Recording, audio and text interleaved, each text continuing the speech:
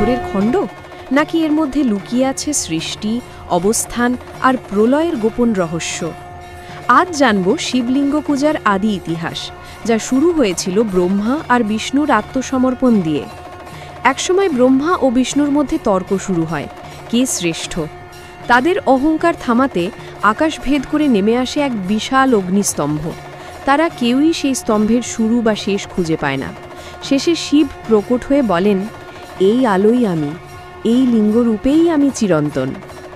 এই ঘটনার পর শিব বলেন, যদি তোমরা সত্য, অনন্ত, চেতন মহাশক্তিকে জানতে চাও, তবে এই লিঙ্গরূপেই আমাকে স্মরণ করো, পুজো করো।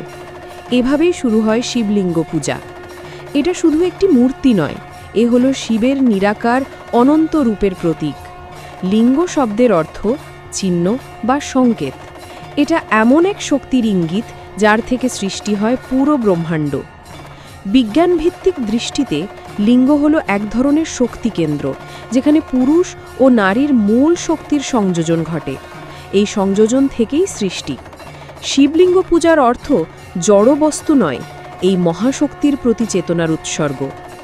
বালে শিবলিঙ্গ মানে নিরাকার রূপের আরাধনা। এটি হলো অস্তিত্বের মূলে থাকা শক্তির প্রতীক, যার কোনো শুরু নেই, কোনো শেষ নেই। শিবলিঙ্গ দেখলে তাই মনে করিয়ে দেয় আমরা সবাই সেই অনন্ত শক্তির অংশ। শিবলিঙ্গ পূজা মানে পাথর নয়, চেতনার আরাধনা। এই পূজার অর্থ নিজেকে, নিজের অহংকারকে ভেঙে ফেলে অন্তরের শিবকে অনুভব করা। কারণ শিব বাহিরে নন, শিব তো চেতনার ভিতরেই আছে।